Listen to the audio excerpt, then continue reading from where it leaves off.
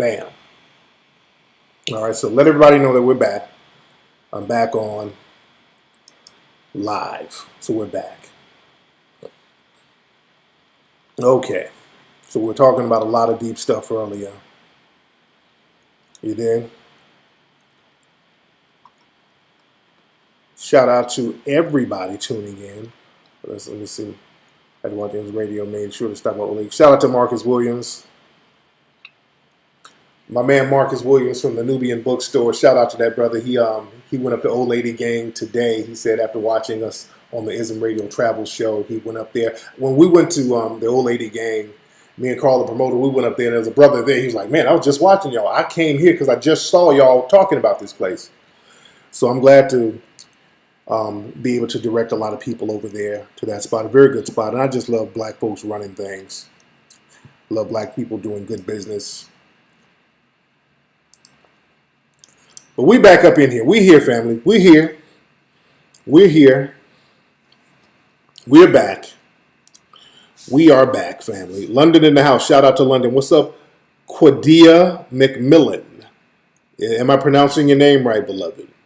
You're hitting Pretty Plates tomorrow, and me too. I'm hitting Pretty Plates too. I've been trying to get to Pretty Plates all this weekend. I went there.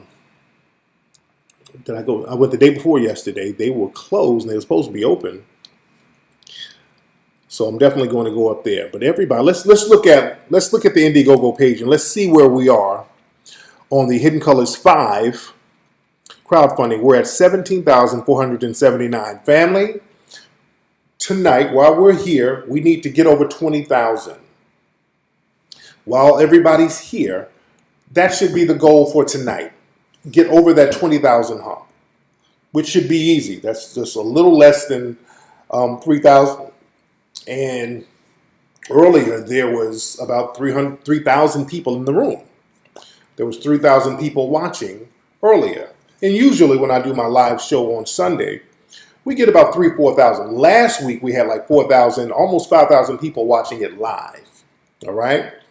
So that means all the people in the room right now, we just need $1 from everybody. So everybody go to the Indiegogo page. All you got to do is put $1. See, that's the thing. We got to start thinking in terms of building in large numbers. See, it's not all about a large amount all the time. Sometimes it's all about everybody getting on code. This is why the white supremacists win. They don't wait on a rich white person or somebody to put in work for them. A lot of the rich white people know how to finesse the white supremacists, but they understand the importance of all of them getting on code and putting a little. Study that George Zimmerman documentary where they talk about how he killed Trayvon and all the money Zimmerman was getting in. They were documenting and showing all those little couple of dollars that white supremacists all around the world were sending into Zimmerman, getting that dude millions of dollars for killing a black child. These sick-ass white supremacists. It's all about having a collective code. Yeah, you donate $5. If everybody here donated $5 tonight, that'll get us on a nice landmark. Little stuff like that. Little stuff like that. So we can get stuff done. Little stuff like that so we can get things done. They fund their own.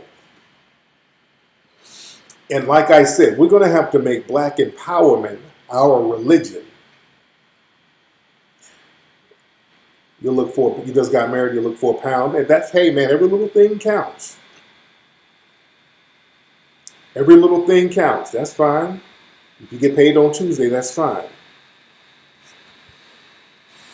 You dig? It's the only thing black people pay. We pay religiously for shoes and hair. Zimmerman made millions, dude. Don't let them fool you. They try to downplay it. Zimmerman made millions. It's a raise your fist. It's coming from an Asian from one of the poorest countries, okay? We're going to have to make black empowerment our religion. And I practice that religion every day. Every day I get up, I want to know how can I empower black society. That's what I want to know. That's why I do the reality shows and promote black businesses. I want to make sure that as many black people as possible are empowered. What's up, Ola? Shout out to Ola. Everybody say what's up to Ola. That's why Zimmerman is protected to this day. Zimmerman is protected. Real talk. Thank you, John Hart, my brother. The screen freezing up. The screen might freeze up, but that is what it is. Yeah, that gun alone, real talk. He sold the gun and damn near made $500,000. The white supremacists, those are religious artifacts to them. I really want us to get into the mindset of understanding that we are in war. I've seen about 5 videos this weekend of some black folks all around the country that have been shot up.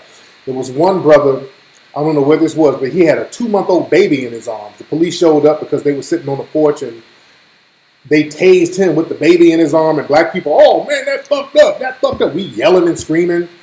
They done shot a 15-year-old kid in the back of the head, lied and said he shot himself in the back of the head. Oh, that fucked up, that fucked up. Oh man. We got to get off this, oh man, that's fucked up talk and start getting calm. We're going to have to get off that, oh man, that fucked up. You in a war. We're going to have to get that shit in our minds. You are in a war right now. In Vietnam, when the white supremacists came over, lugging us over there with them, when they went over there, trying to destroy the nation of Vietnam, the Vietnamese didn't be like, oh man, that's fucked up. That's fucked up, man.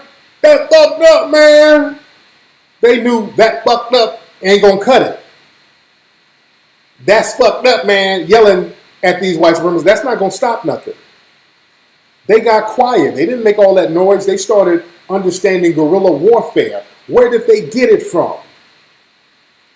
Ho Chi Minh, that was their leader at the time. Ho Chi Minh got that mentality from Garvey. Where did Garvey get it from? Because Ho Chi Minh was a Garveyite. When he came over to New York, he was in Harlem rocking with black folks, hanging out with the Garveys. He was getting game from Garvey. Garvey got his game from Dessalines and the Haitian Revolution. That's why y'all need to get 1804. We're trying to give you the game. The shit be coming all the way back to us. Everybody knows our shit but us, man. Everybody be feeding off our shit but us. We're the only ones walking around in a circle, and people know our history. They know our get down. They know the strategies that we've used, and we just throw that shit in the garbage. You understand? We broke that down in Hidden Color in 1804. In the movie 1804, we talked about how Ho Chi Minh, the leader of Vietnam, was a Garveyite. You understand? We're going to break other stuff down in Hidden Colors 5. This is why, man, we should get all the funding within days, as much information. We're breaking some shit down so heavy. We're talking about how Bruce Lee got a lot of his swag from brothers. We're breaking that down. When we talk about martial arts and fight, there's a reason. You know why black people love Bruce Lee so much? Bruce Lee was up there in the town, up there in the Bay Area, hanging with brothers. That's where Bruce Lee got all that fucking swag from. You understand what I'm saying? There's a lot of shit you don't know that people, they get a lot of shit from us. They get a lot of their vibe and their charisma from being around us. You understand?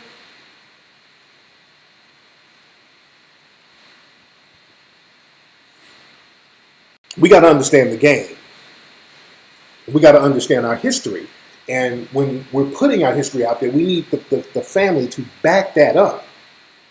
You never knew that. Yeah. Yeah, man. Yeah. Bruce Lee was up there in the Bay Area hanging with all them brothers.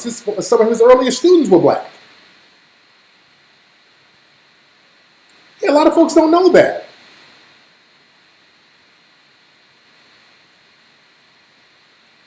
You did? Name another artist that had the swag as Bruce Lee. Bruce Lee had swag. He was hanging with Jim. That's why he would have Kareem Abdul-Jabbar and all these people in his movies. And Jim Kelly and all these dudes.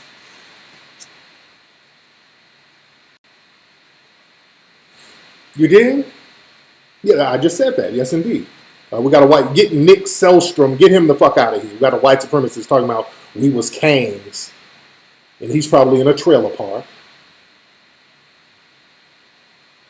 South Africa's trying to take back their national bank. That means they join Iran, North Korea. That's good. They need to take that back. They need to take their banks back from the white supremacists.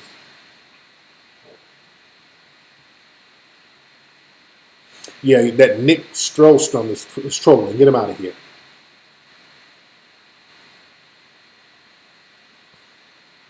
But again, we need that Ogun energy. I can't reiterate this enough. There's a reason why the white supremacists are always trying to soak up our rituals. They're trying to soak up stuff that worked for us in the past. They make sure we don't remember it. They make sure we don't remember the war strategies that we use. They make sure that we don't remember the things the Moors did before they got conquered. They don't want us to learn that type of military strategy. Now, they know who the Moors are, and the minute we start talking about the Moors, they come in here lying, like that white supremacists earlier talking about the Moors weren't really black. That's just gibberish. That's trying to get us to study that history. They're trying to get us to not study that history. Yeah, they got those moves from Muhammad Ali. Of course, Bruce Lee got those moves from Muhammad Ali, and even Sylvester Stallone. We didn't show that correlation. That whole Sylvester Stallone, Rocky, that was just them trying to ride the Muhammad Ali wave. And we showed that in Hidden Colors, I think 2 or 3, where Muhammad Ali called out Sylvester Stallone. He did it in a half-joking, half-truthful way. We showed that clip of Muhammad Ali at the Oscar Awards show like, hey, man, you stole my script. That movie's about me, Sylvester. Sylvester's laughing the shit off. You dig? If you knew what it was, yeah, they've been looking for that great white hope for a long time.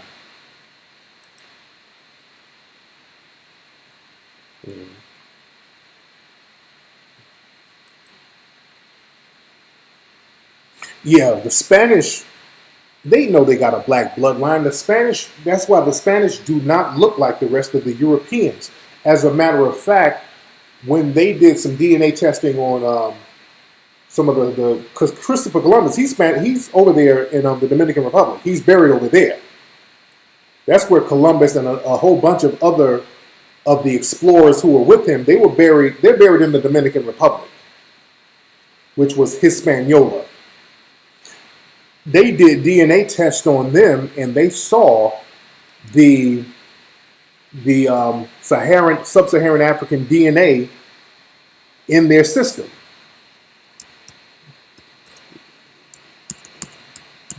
Look that up. Look that up, family.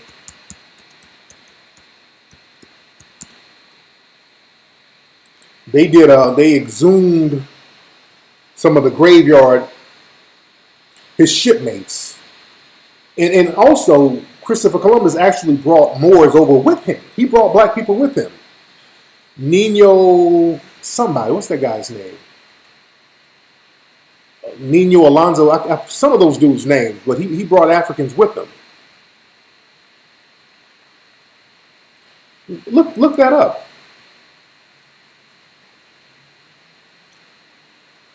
Yeah, they went to the Dominican Republic and at La Isabella, at the graveyard in La Isabella, and they exhumed some of the corpses there, did DNA tests on them, and they found out some of them corpses are black as hell. Some of Christopher Columbus's shipmates. They try to bury this stuff, but look it up.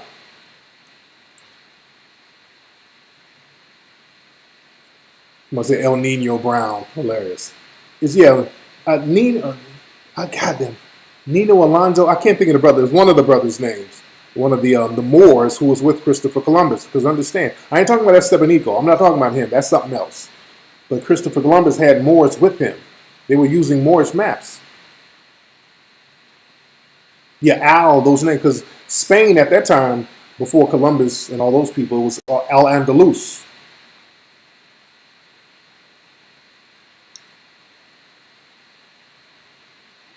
You understand? So we're talking warfare. We got to understand warfare. Erasing history is a part of warfare. Pedro Alonso Nino. That's it. That is it. Thank you, Mitchell. Pedro Alonso Nino. And he actually went on some expeditions on his own over into Central America and South America too. They don't talk about that. Yeah, we're going to have screenings of HC5 all over the place. Yes, he did. He did learn a lot from the Moors before they were expelled. They all did. They didn't discover anything new. They knew the routes were given to them by the Moors, and they know that. The Moors were telling them all the stuff that was over here. That's why they went looking for it. That's why Balboa and all those folks in Ponce de Leon, as they say in Atlanta, Ponce de Leon, they were looking for the fountain of youth and all that stuff because they kept hearing stories from the Moors telling them all that.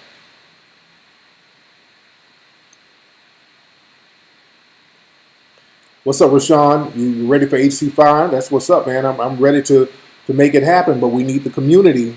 We need the family to put 5 on it so we can make it happen.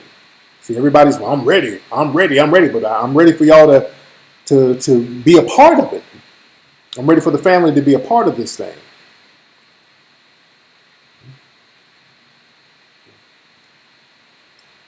I'm ready for the family to be a part of this thing. You dig?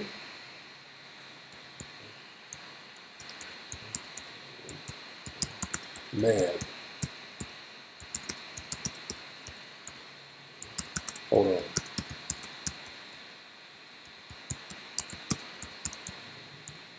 Hold on 1 second. But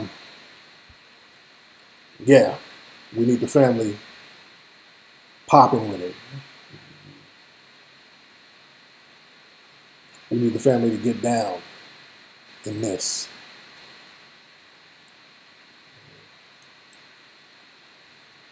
So who said wait.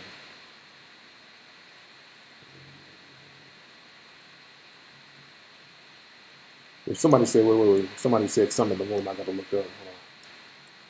Yeah, we're gonna talk about Queen Annie of the Maroons. Columbus' son and Ponce de Leon went to war over Puerto Rico and Cuba. Ponce won. Yeah.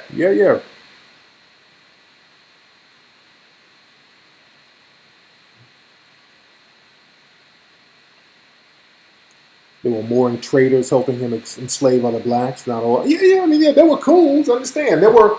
Look, the Africans during the Reconquista, they were conquered. So understand this. He had a bunch of Sheriff Clarks over there at the time. You know, it was like, hey, we're going to chop your head off or nigga get on this boat and help us sail. So these niggas was like, okay, shit. What about black on black crime? You know, that's all it was. We got to understand when we talk about those coons, they're no different from the coons now. They're no different from the coons now.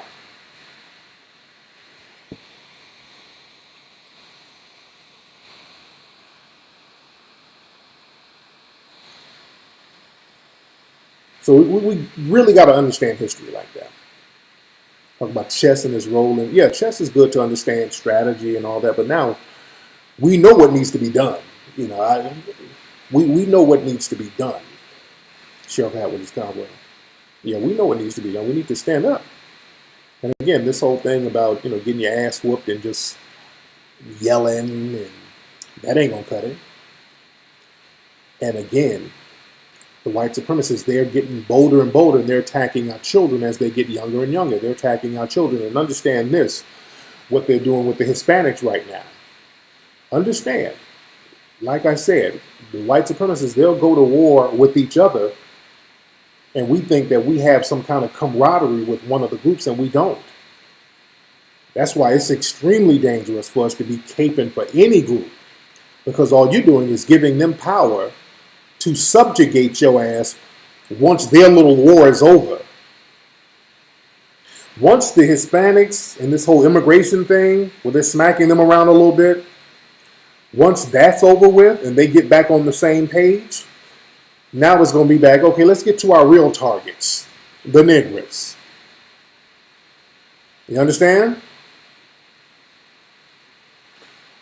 And we have a problem of empowering the people who turn around and subjugate us. Now, I was talking about Asians earlier, like how Bruce Lee and all these people would hang with brothers, and brothers had a lot of love for Asians at the time. And brothers, when the Asians came into our communities with their liquor stores, we welcomed them. We were like, okay, cool. We like karate movies. You're an oppressed group. We welcome you. And then we gave them all of our money, all their money. 100% of their money came from us. We funded them in the late 60s, early 70s, all through the 80s, and still now. We got their weight up. We got their weight up for them.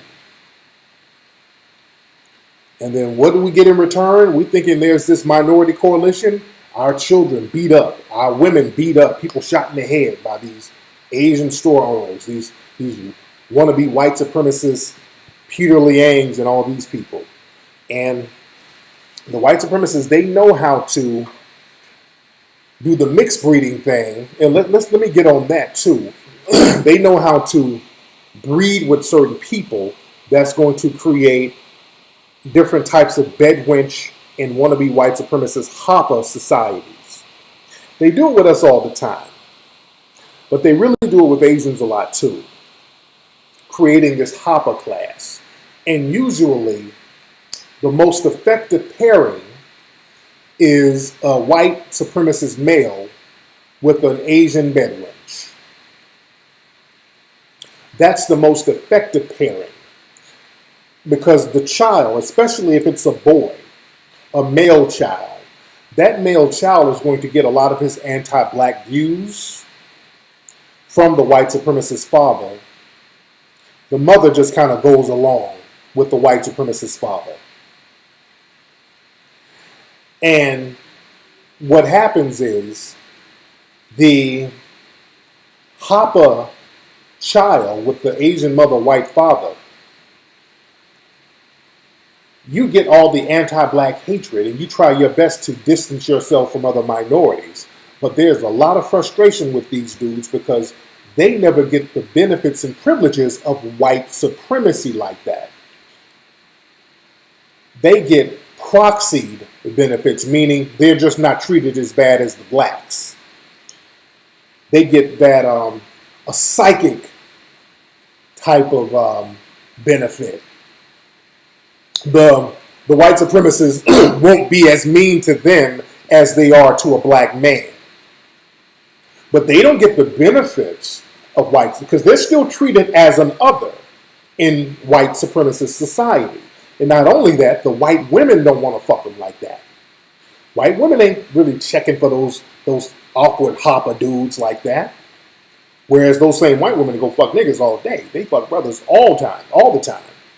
They have those fetishes. Even if it's a racist white supremacist female, she's somewhere looking for a black dick in Jamaica or Nigeria somewhere.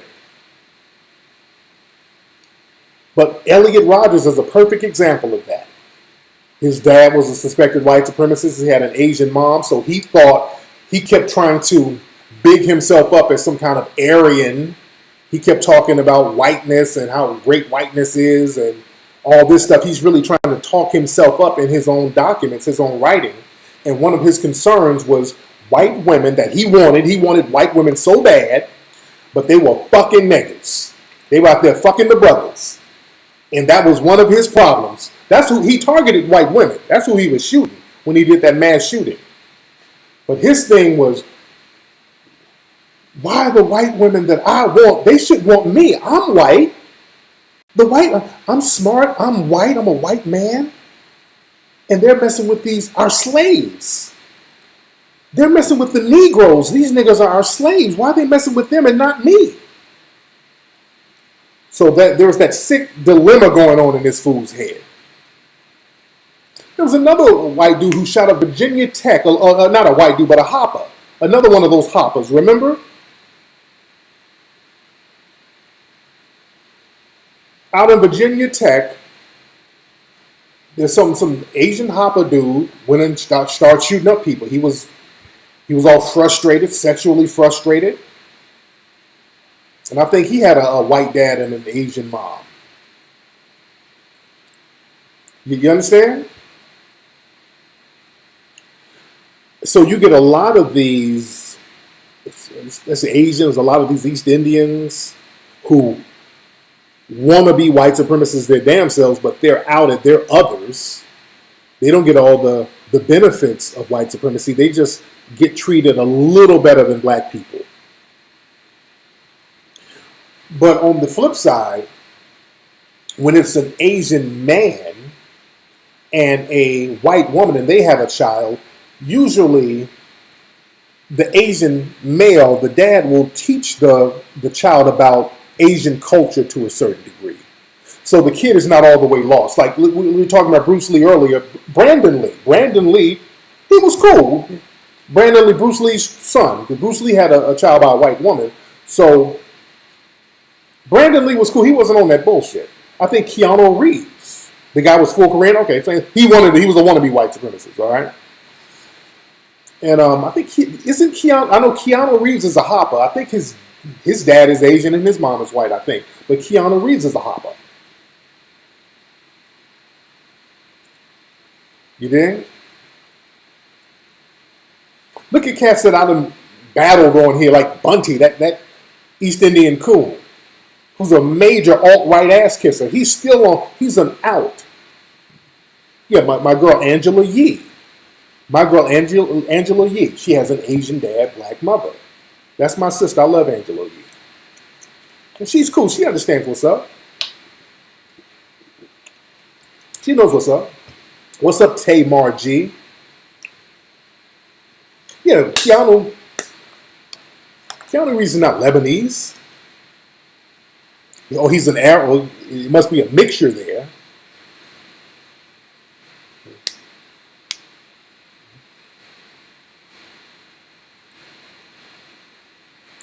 But these guys, his father's Hawaiian. But understand, when somebody says somebody's Hawaiian, that can mean Asian. They're not a native Hawaiian. You understand? When somebody says somebody's Hawaiian, that means they're just born in Hawaii. Because in Hawaii, I go to Hawaii all the time, and Hawaii is full of Asians. There's a very small population of the native Hawaiians. The native Hawaiians look like me. The OG, full-blooded native Hawaiians, they look like me. Because when we go to certain places, they be thinking I'm their cousin. That's what they call it. They call you cousin and uncle over there. And the native Hawaiians are mad cool. Hawaiians and Samoans, when you go over there, they're cool. Sometimes they'll come over here and get on the coon train, but they're cool over there. Born in Lebanon. No, I think I've seen pictures of Keanu Reeves' dad. His dad looked real Asian. Another one, Dinesh D'Souza. He's another East Indian coon. And understand, a lot of East Indians identify with Asian. You understand?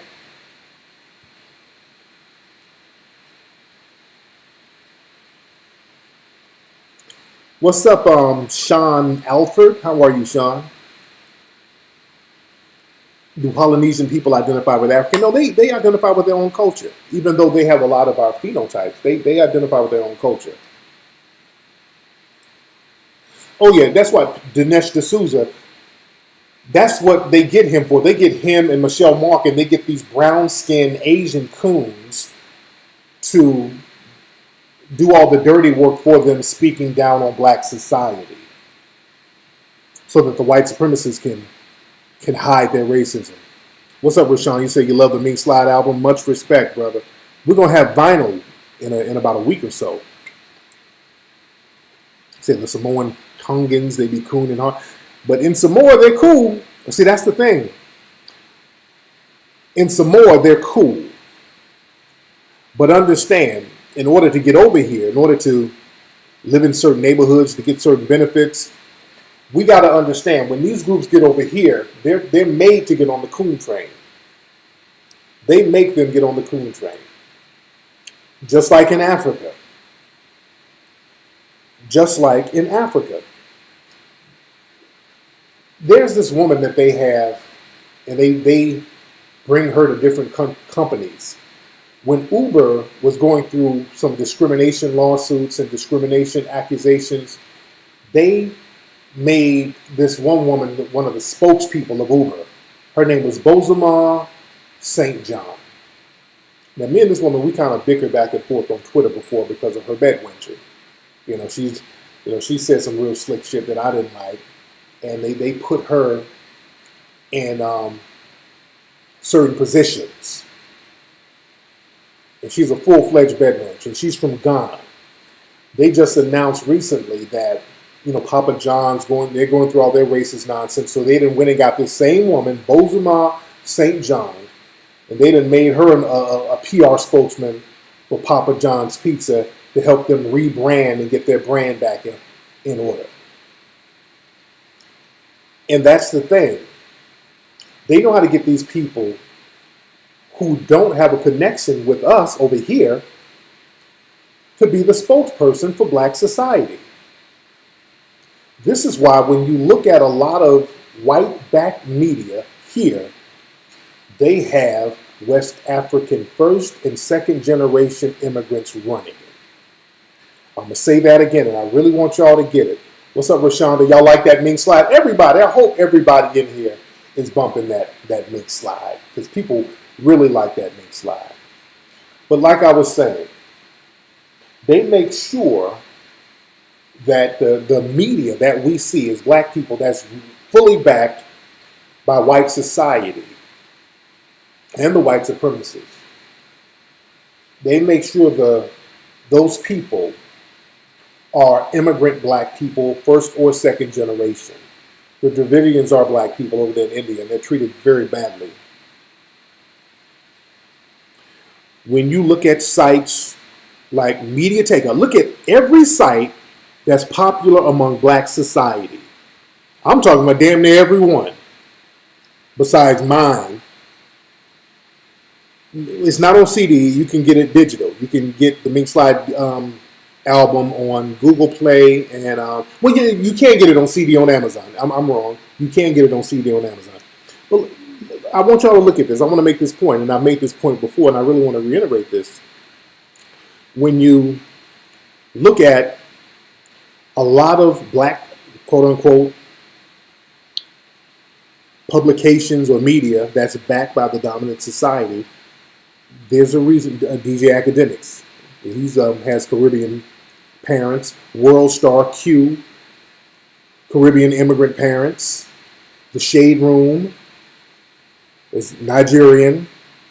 Bossip and Media Takeout, all that stuff. Media Takeout, the dude who owns that is Nigerian. Bossip, Bossip and Madame Noir, I think all of those are one and the same. Those are Nigerians. Yes, Shade Room is run by African immigrants. And I've gotten in there. They know me at Shade Room. And I get on Shade Room all the time for not promoting Hidden Colors. We have to damn near make them promote Hidden Colors. And that's another thing. A lot of these, you notice why none of these people really promote Hidden Colors, which is the biggest black history film series ever. And none of these publications really promote it. Now, they take shots at me all the time, but they don't really promote that because they don't identify with that. They're something else. They think that there's something else other than what we are. Bossip is run by Africans. Yes, they are. The Root, many of those writers are African. Those Moist Coons and those Stud Coons, many of them are Africans. Look at some of the last names of the people who work at the Root. You understand? That Lovey chick, who the white supremacists love her, she's Nigerian. She's born in Nigeria. Bozoma, born in Ghana. The white supremacists, they know how to, Fort Harriet, yeah. All those shea butters, damn near all of them have Nigerian parents or they're from Nigeria. Look at shea butter Twitter. Most of them come from Ghana, Nigeria, Senegal, all that stuff. Shit, damn near the whole cast of Insecure.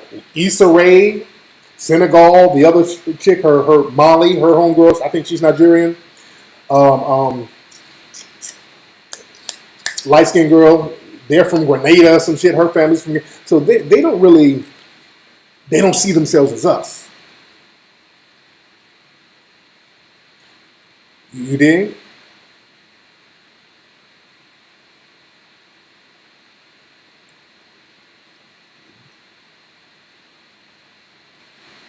So we got to understand. Amanda Seals, yeah. You know, now they take shots at me all the time. Yeah, Fred, and I can't pronounce his last name again. Don't miss that. Do not miss that, family. Don't miss that. And I'm not saying that to disparage all African brothers and sisters. I'm not saying that at all, because I go to Africa and I get a lot of love in Africa. Zimbabwe, when I went to South Africa, I get nothing but love. I'm saying, and I learned this when I was over there, they screen you.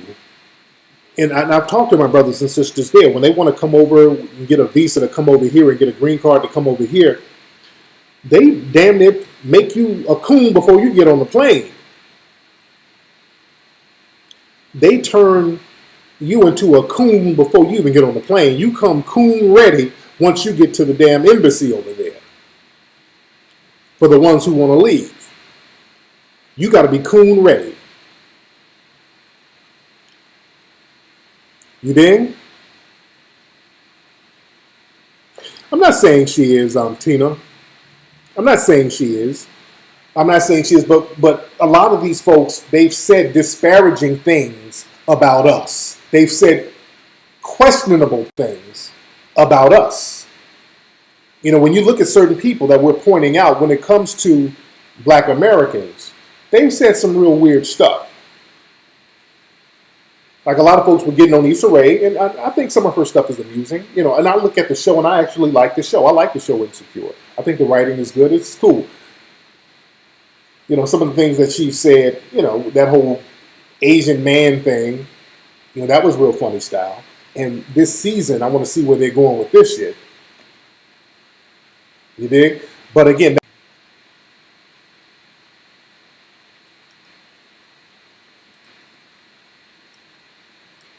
all right, am I back? All right. All right. All right. I think I'm back. I'm back, guys. Yeah, the white supremacists are really messing with my stream right now. They're doing a DOS attack on my stream. Okay, I'm gonna have to get to my. I'm gonna have to do one on my phone. Yeah, they're doing a DOS attack on my shit right now.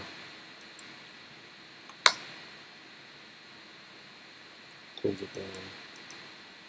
Okay. Hold on 1 second. All right. Yeah, I'm being attacked as we speak, but it is what it is. Crash. Crash. All right, y'all bear with me.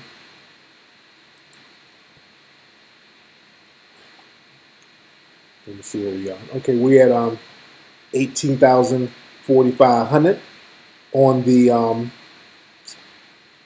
the film. So we're almost at 20,000, family. We're almost there. We're almost there, family. Shout out to everybody who contributed. Let me see where we are right now. Hold on. And y'all bear with me. I'm buffering right now.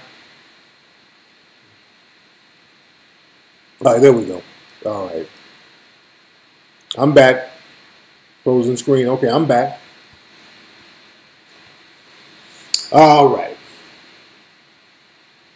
Yeah, that's what I'm using now, KK. You dig? That's what I'm using now. That's what I'm doing now. I got some things on it right now, so that's why they couldn't knock me all the way off.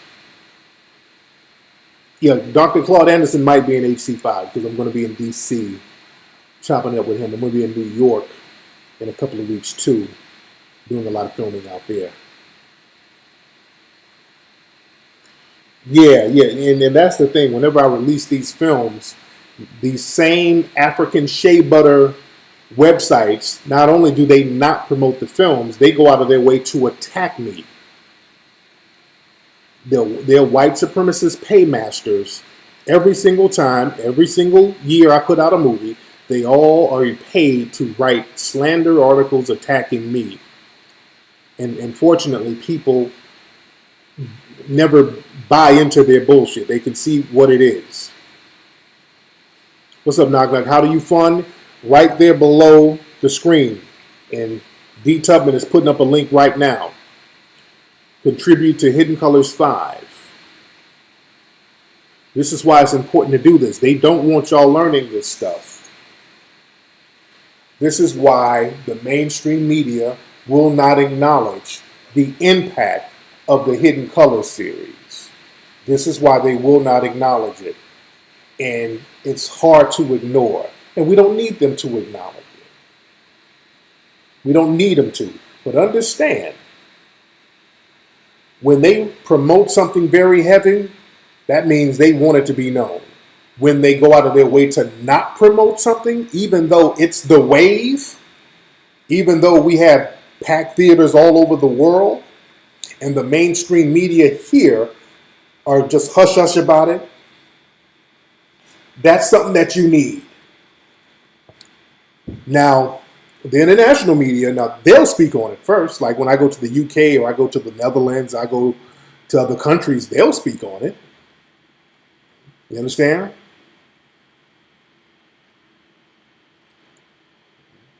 But we don't need them. And I'm not saying that because we need them. We don't need them. We're doing fine without them. We do not need them. But understand, if they're promoting a Negro and being a little too nice to him, like remember when they were promoting all those Black Lives Matter cats? They were promoting those cats. And what's funny, that D. Ray McKesson, I think he's going to do an event out here in Atlanta at the place where we're going to do a Mink Slide concert. Ola, oh yeah, Ola, did you talk to the people at the venue? Because I got to do a walkthrough. I want to do a walkthrough, Ola. Excuse me. Yes, we're definitely going to have a health section. We had Dr. Layla Africa in the joint. So we're going to talk about health. We'll really break down these foods. And my brother Riza Islam, he was breaking the stuff down. We're talking about health. He was breaking some real deep stuff down about vaccines.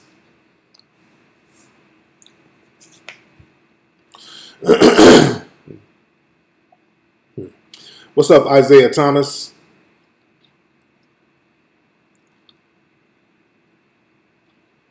That's what's up, Ola. Yeah, because I want to do a walkthrough while I'm here.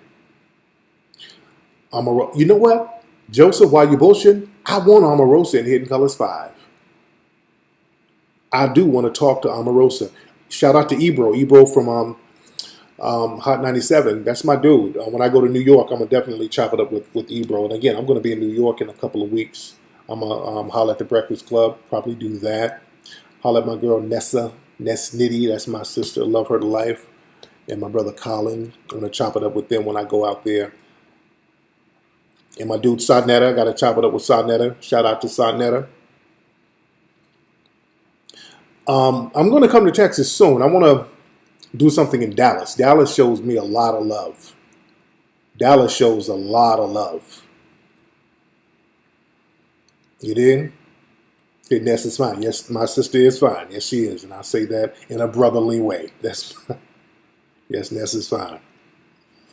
Now, Ebro's a real one. Ebro is a real dude. I like Ebro. Ebro is a real dude. He checks a lot of bullshit on Twitter. Ebro's a real cat.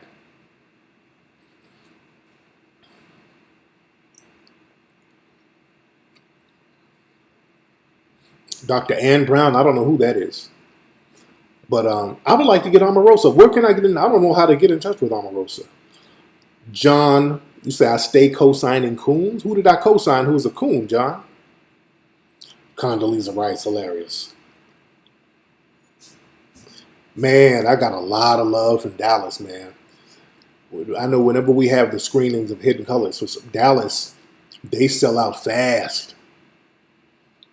Dallas sells out fast.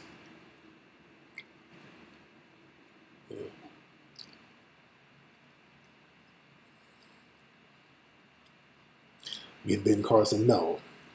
Yeah, I saw Ben Omarosa was getting in that reporter's ass when she was talking to her. She was checking her and making the lady calm down. But yeah, I would like to talk to Omarosa because again, we're talking about that mentality. We're talking about that. So I would like to hear her position. I would like to, yeah, I would like to have her position out there. You did. I want to know if was she always being strategic in her own words, and then let the audience judge. That's what I would like to do, in her own words, and then I would let the audience judge. No, no, no. Like I said, do I believe her? I'll let her talk in her own words and let the audience judge. See, when you do documentaries, you got to be objective in order for it to have integrity. You got to somewhat be objective. Like, I want Sheriff Clark in it. I want Sheriff Clark in Hidden Colors because we're doing a section about coons. We're doing a coon section. Now, in the section, we're going to be professional. It's not me berating anybody. I'm just going to give you the floor and let you talk. That's all I want to do. I just want to let you say what you have to say and compare it historically to other people who were considered coons. You understand? Because I want to get into the mindset of that. And we got to understand how the coons think, what makes them a coon, how were you born a coon? You understand what I'm saying? And again, I've been trying to get Ola to reach out to folks. Ola's out there in North Carolina. I think it's Diamond and Silk. They're out there. And I tried to get Ola to reach out to Diamond and Silk. I think Ola called, tried to contact them. Ola, did you try to reach out to him? And I told Ola to pretend to be a black conservative. So Ola's going undercover coon to try to get some of these folks. So we got to really get Ola, and that's where some of the funding comes in too. So we can help Ola go coon undercover, so he can go to like the Republican convention, and we can get him some "Make America Great Again" hats. We can get him a nice batch of butter biscuits to go in there and just really sell this shit. We got to get him some tap shoes. What other kind of coon gear is there? We really need to get we need to really prep him. Yeah, the black coonsman. We really got to get Ola undercover coon ready. I've been trying to teach Ola to really buck them eyes when you get on the phone with Diamond and Silk. Really buck them eyes hard. Talk a lot about black on black crime. You did? What'd you say? Well, you reached out to him as hard. You don't know. Yeah, man. Is there like a coon hotline? Yeah, so we need to, I need some of y'all to help. I need some of y'all other people to help us go coon undercover. Some of y'all need to act like coons and reach out to some of these folks. Reach out to Sheriff Clark. Reach out to Diamond and Silk. What other hardcore? Larry Elder. I should get Larry Elder. But he hates me, though. Larry Elder hates my ass. You say Dennis Rodman. No, we need some hardcore coons. Like, yeah, we need to. Oh, man, we need to get a Donald Trump shirt. You dig? And really sell it. Man. Get him some, get him a cowboy hat and some boots. Coons like boots. So we can get some coon boots. And Ola, when you call Diamond and Silk, if you ever get Sheriff Clark on the phone, really, I need you to do the coon laugh. Every time you say something, just we need a nice, good, hearty coon laugh to really sell it. Man. No, go in there with a no Obama shirt. Just go in there shitting Obama. Shitting on Obama heavy.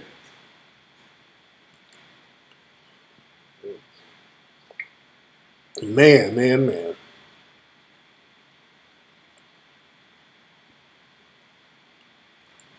You'd say, oh, Sage still hates my guts. Yeah, Sage still hates me. Candace, she won't do it. Candace on, she's hustling their ass, and I respect that. I would like to get Daryl Scott too. Daryl Scott, I would like to get him. Not Mia Love. Mia Love, no. We need a real buffoonish one. Like Daryl Scott, when you see his cooning.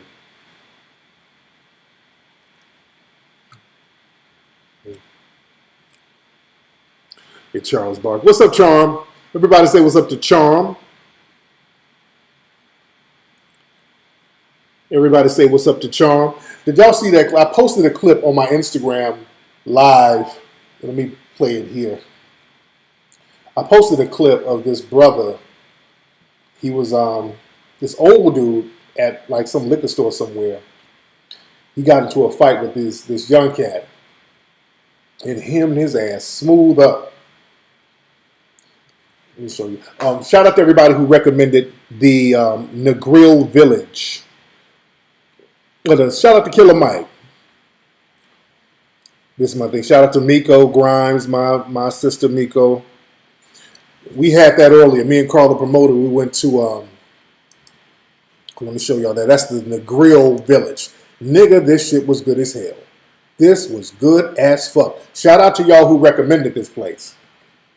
That was the shit. But, this right here, let me show y'all this. Hold on.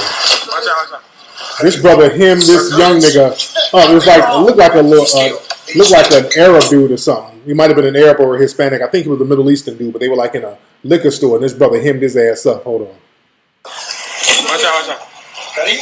Circulation. Be still. Be still. Be still. Be still. Or you gonna die.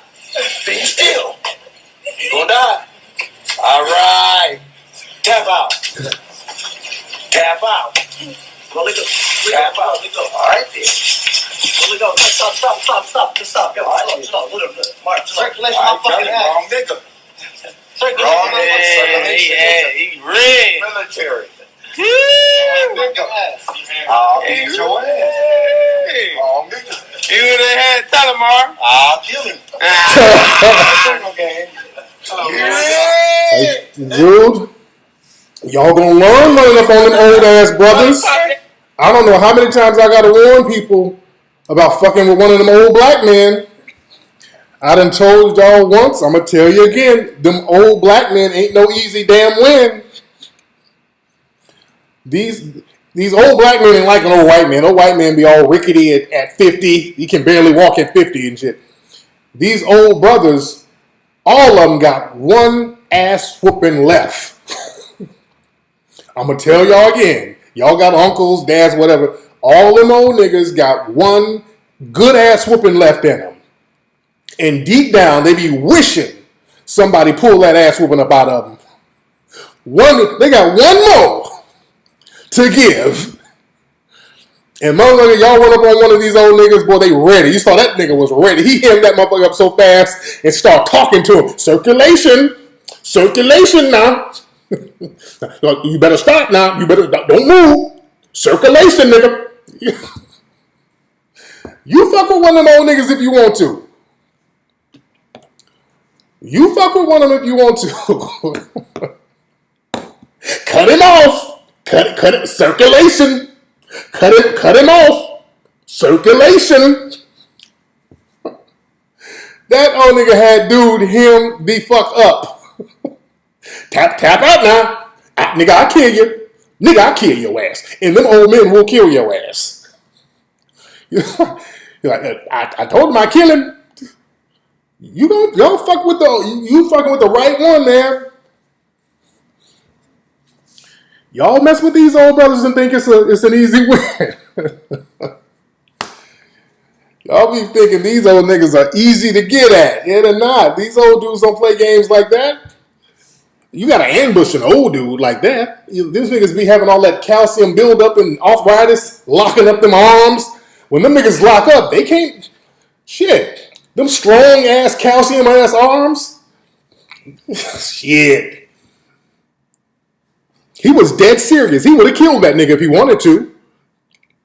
That old brother would have killed that nigga if he wanted to. He was an ex-military. And we talk about that in Hidden Colors 5. These brothers who came from Vietnam, he's probably over there in Vietnam. We talk about that in Hidden Colors 5. If you look at the clip, we're talking about how Michael Jai White was talking. My brothers was coming back from Vietnam with these fighting moves. And that shit was dangerous back then. Dudes was coming back from Nam, learning all these different moves mixed in with street shit. That's why them old niggas from the 60s and 70s would kill your goddamn ass. We're breaking all that down, dude. Man. So your dad is a vet? Yeah, he had him hemmed up like Otis on Martin. Man. He's going down today, boy. That's that Martin character. Old Otis. Otis always whooping somebody's ass. You know? Them niggas will hem you up quick. That's 52 blocks. That came from cats, up in prison doing all that. Yeah, them niggas, them old brothers, he's working a damn plant. So these niggas picking up motors and car parts. Niggas work at GM and all this shit. So these niggas be having all types of old man strength. Y'all fuck with these old niggas who used to work at goddamn General Motors. Y'all fuck with one of these niggas that done worked in a coal mine somewhere back in Jim Crow. That nigga survived the black lung and tuberculosis, them old ass diseases. Nigga had syphilis and polio. He survived all that. You think you gonna run up on that old nigga?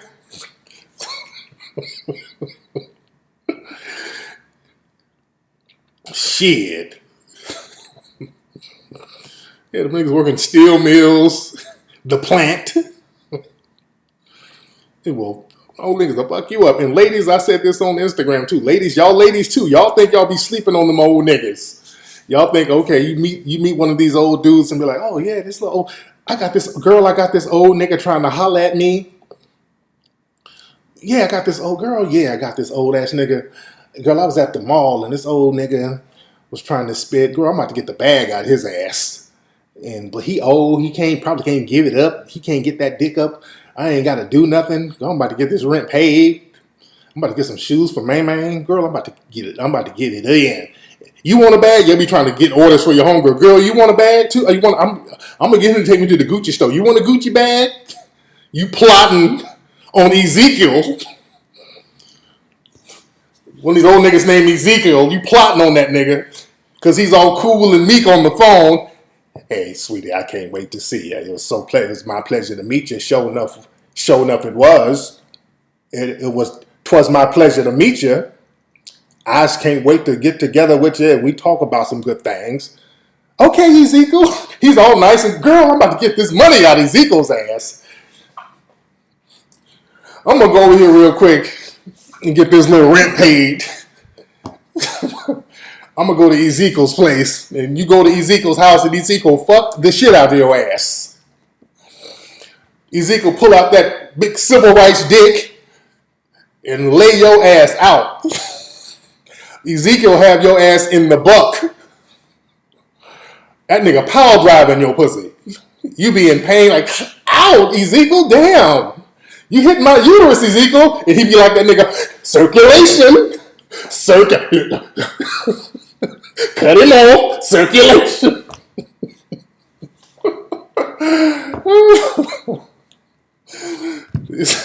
You doing you just like that nigga in the thing. Cut him off. Tap out now. Circulation. You fuck around. You be limping to the Gucci store like, God damn. God, I can only get one purse out this nigga. I can't go fuck this nigga like this. You fuck around with Ezekiel's old ass. Yeah, that nigga been taking your Himby. Ezekiel done took all types of supplements. That nigga done took Viagra, ginseng, Yohimbi, maca, horny goat weed.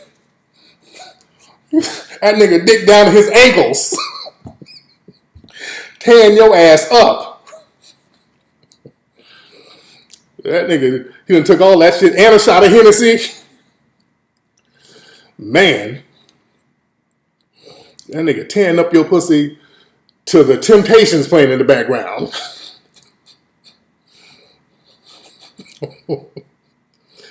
Man. Don't you sleep on these old niggas. Speaking of old sugar daddy ass niggas, y'all remember that dude, that coon preacher, David Manning, Pastor David Manning. Y'all remember him?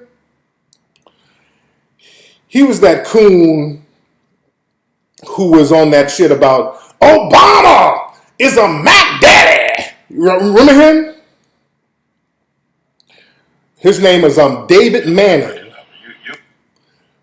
That nigga, there's a tape where he's trying to get at some young chick at his church. There's a young chick at his church, and from Harlem. And I'm surprised niggas still go to his church. But there's a tape of him. And some people say the girl was underage. I don't know how old the girl is, but the girl was finessing his ass. She was taping their conversations. He's in a car with her, and he's trying to cupcake with this girl. And he's married, and he got this young chick from the church that he's trying to mac up on, trying to trick off the little church money. Hold on, let me see if y'all can hear some of it. You are truly a woman. I think the other thing is that I just feel so naturally drawn to you. I can't wait to hold you and look at you. But I think the other thing is that your sense of maturity, because if you had Gabriella's personality, and I'm not against Gabriella, by the way, don't misunderstand me. No. If you had her personality, I would not say hello to you. Because I would not think that you were mature enough to talk with me. I wouldn't. Yeah. And maybe you know her better than I do. Maybe. Yeah, I think it's more if you sit down, and I think most people are intimidated by you. Like, I think why I'm more open or more relaxed with you is because my at first everyone was like, "Oh, Pastor Manning's coming downstairs. You need to sit up." And she sounds mad young. I don't know how old she is. She sounds mad young, but he's using that old sugar daddy ass game. Hold on. No. They would be quiet. They would actually try to listen in class, and I thought that she sounds mad young. Being too fake that. Hold on. Probably gonna break my heart. Hold. He's an old fucking coon simp. Those are some of the things that I feel like you're a gift to me. I really do. I pray that you are. Just how. And then my other concern is that this person that would do school is out and they're picking up their students. Is that I'm afraid you're probably going to break my heart. You know that, because somebody's going to want to marry you soon. Me, everyone does. I know. So I don't know. Anyway, if that happens, that happens. If that happens, it happens. And I can deal with a broken heart. Okay, that's enough of this coon. I mean, he's simping and cupcaking with this girl, and we're laughing at it because at least I hope he didn't do anything to her. She was smart enough to tape his ass, his dumb coon perverted ass. You understand? I don't know how old the girl is. You dig? It is some nasty shit, but that just shows how disgusting these coon niggas are. And whoever's going to this nigga's church, who's going to this nigga's church? Oh, he's in the audio recording is pretty long. I mean, I got gifts. I can buy you things. Oh, he's coon sugar daddy, pedo sounding ass nigga.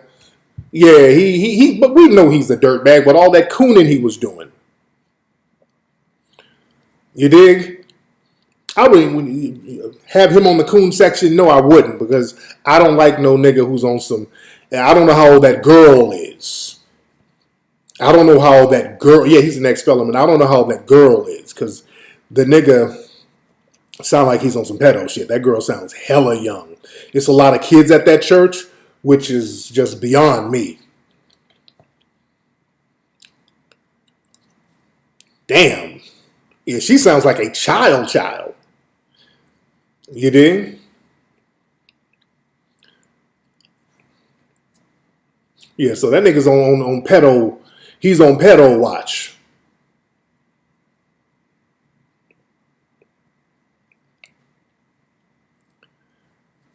Yeah, I'm surprised that nigga's church was still popping.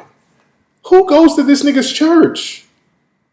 Who's sending their children to this nigga's church? My New York niggas, my family, what are y'all doing out there? Who goes to this nigga's church out there in Harlem? I'm gonna have to get Sarnetta on to let me know what's going on with dude. To let me know what the fuck is going on and who's sending their children to this dude. Damn. So we don't know her age. I don't know her age. I don't know. That's why I'm not calling him a full-fledged pedo. That girl sounds hella young. She sounds like a child. And that nigga sounds... He's a thirsty-ass simp for sure. He's a cupcaking buffoon for sure. He might be on some pedo shit. I just need to know how old that girl is. You dig? This is why we got to know who the coons are and deal with these coons. You understand?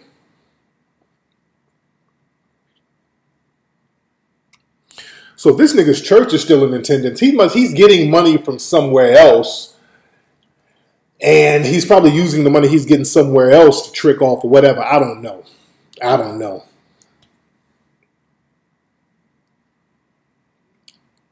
You dig? So yeah, I need to see what's going on out there with my New York folks, my Harlem folks in particular. New York is big, so I can't. I say Harlem. I got to see what's happening. And speaking of pedo shit, this is something else that we're going to be discussing in HC5. Family, this is why I need. Let me see where we are. You dig? Because this is melanoid empowerment right here. We're at 18,600. We need 2 more grand to get that over that 20,000 hump. Family, we need 2,000 more tonight to get over that hump. There's literally 2,000 people in here. Everybody watching now, go to the Indiegogo page for HC5. Click the button below, the link below, where it says get involved with the production of Hidden Colors 5. Everybody here put $1 on it. We're there. That's it. You can just put $1. Everybody put $1. Or half of y'all put $2. Or 30 of y'all put $3. You dig? But everybody in here watching right now, if you go to Indiegogo, it takes 5 to 10 seconds to put $1. Just $1 to get us over that hump. Real simple. You dig? Because we have stuff that we need to put out there and talk about what we need to fix. We need to fix. The Hidden Color series, we talk about solutions. We're the only documentary film, every ending of the film, we have a whole list of solutions that we all just simply have to do. You dig? This right here is some shit. Hold on, I'm just going to play. I'm not going to play this sound. God damn, what is this? Okay. Hold on, guys. I be looking at my gram and it just be damn titties out of nowhere. God damn, okay. It just shocked me. Hold on. Now, okay, I'm showing this right here. Okay. All right. Hold on, let me start it again. All right. And there's no audio. But this is little mix boy. And the audio is just music, so don't even trip. This is what the mainstream media was pushing. This little boy as a drag queen. A little black boy, and he's black because he's biracial, he's still black. Poor little black boy, they got him sashaying around. Oh, I should play what that lady's saying. She's up here giving him props, this white lady.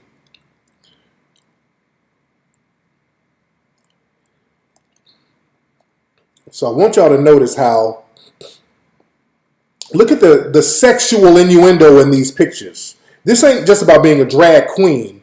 There's sexual innuendos in these pictures. His lips are puckered with lipstick, and has sexualized clothes on, has mini skirts on. All right? This is a problem.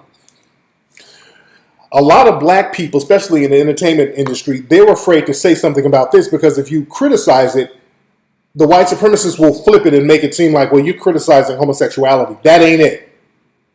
This has nothing to do with homosexuality. This, to me, and not just to me, what it is, this is a form of pedophilia. I got a problem with pedophilia. Even if that was a girl with those sexualized clothes and those sexualized poses, that would be a problem. I have a daughter. I would never let my daughter at that age do none of that shit. I would let my girl do that, let alone a boy do that. That's what they do to groom people for pedophiles. This is what they send to pedophiles.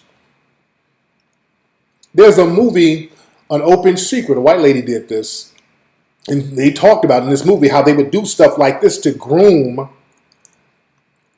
kids. And they would have kids take these sexualized poses and send them to pedophile rings to kind of choose who you wanted. And they always get our children for that. And this is what they do. They'll get our child and give it props and say, hey, this is what y'all need to be doing. This is what, hey, you go, boy, to let other children know if you want approval, this is how you act. You act sexualized. That's what they were doing to Devontae Hart. Remember? They had him sashaying around in his underwear with his shirt off before the white supremacist women killed him. You understand? We got to get this information out so the family will know what to do, what not to do. And when we see this, we need to know how to thwart this type of stuff. We need to understand that this is a form of warfare. And the thing is, we got to understand bedwenching, family. This is this boy's mammy. Name is Rachel Butler. They live in the UK. They're from the UK. Her husband's name is Darren Butler. He's a white dude. You feel me? You feel me? Yeah. That's Layla and Bree. Mm-hmm. Shout out to Layla and Bree. From ISM, shout out to them. They mad because they couldn't come. Yeah. I'm posting pictures of food and they mad.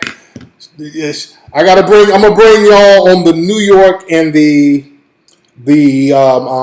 DC trip. You dig? You just donated AC5, but that mammy.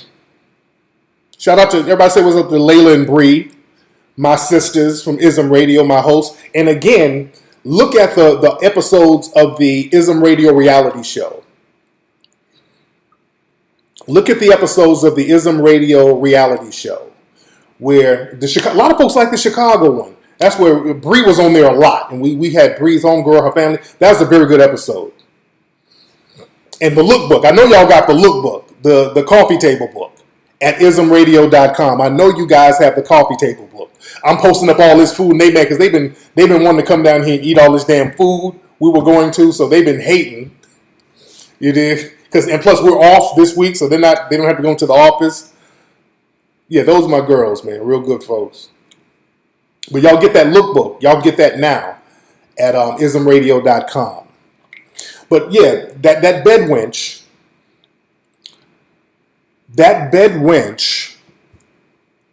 got her a zaddy, and that's what they're doing to that baby.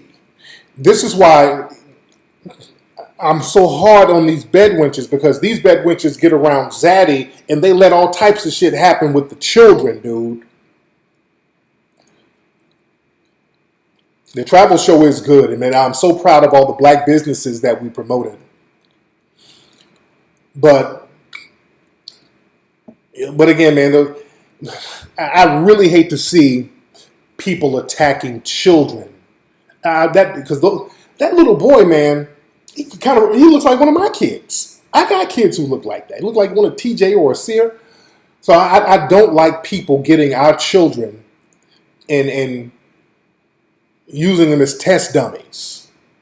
And they're always doing that with our kids.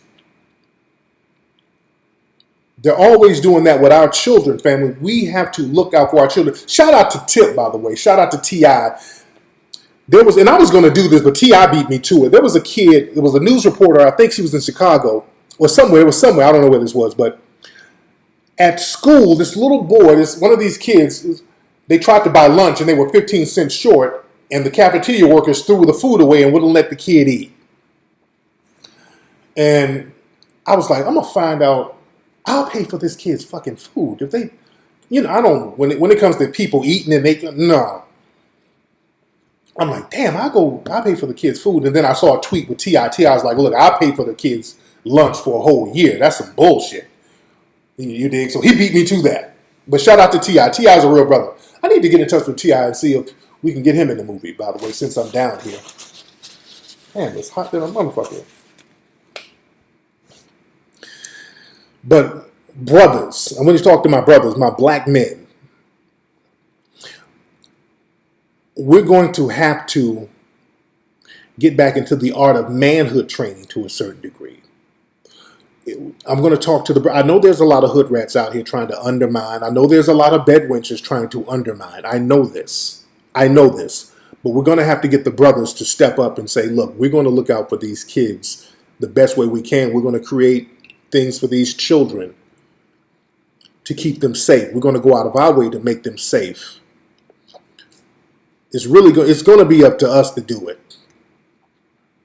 We're going to have to create mechanisms to save these kids, which is what happened in the 70s. Understand, in the 70s, it was brothers coming in from Vietnam. You had deadbeat dads and all that shit, but there was still some brothers who would take the neighborhood kids and be like, look, I'm going to teach y'all karate. That's where a lot of people learn karate from, on the underground. We're going to teach y'all how to play football. I'm going to teach all y'all how to play basketball in the hood. I remember being a child, we always played football, basketball in the streets all the time. All the time. We would play football almost every day, basketball almost every day. We would go out in the streets and we would interact on some man shit. My man, teaching kids how to box, real shit. That goes a long way.